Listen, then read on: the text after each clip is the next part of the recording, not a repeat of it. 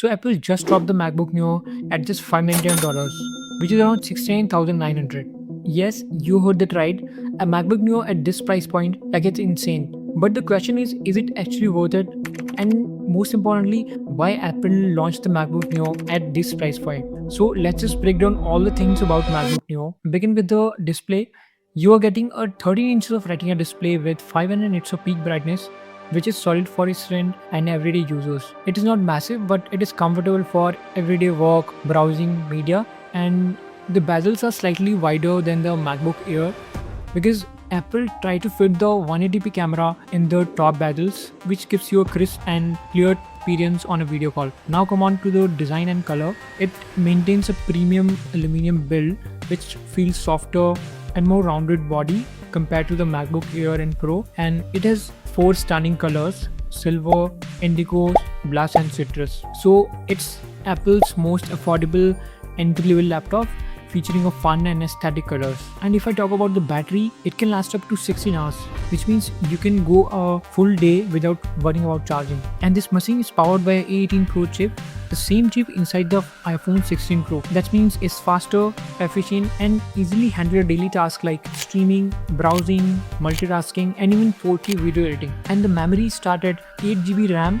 with the storage going up to 512GB. So it's decent for most users. And in the base model, there is only a lock key, but in the upper model, you can get a Touch ID with a dual speaker, 2 USB-C port, and a headphone jack. But here are some downsides. The first one is there is no MagSafe, which feels like a mess, especially in a laptop in 2026.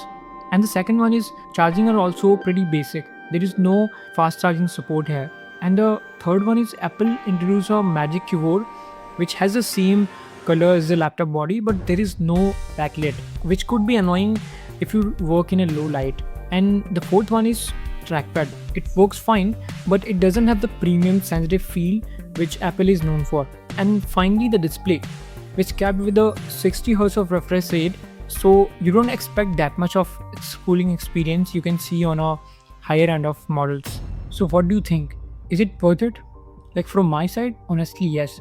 But with a specific audience in mind, if you're a student, casual user, or someone who just entering into the Apple's ecosystem for the first time, this is a very compelling deal. You are getting a solid performance, a great battery life, and that macOS experience at a much lower price. But if you care about a premium feature, high refresh rate, and a pro level experience, this might feel a bit step down. And second question is why Apple launched this. Apple launched the MacBook Neo below 70,000 just to capture the budget friendly market, directly aiming to the student and the first time Apple users. So Apple using a A18 Pro chip instead of M series chip, so he tries to reduce the cost to create a new entry point for the Apple ecosystem. So this is all about in this video. If you like the video, don't forget to hit the subscribe button and follow for more such videos.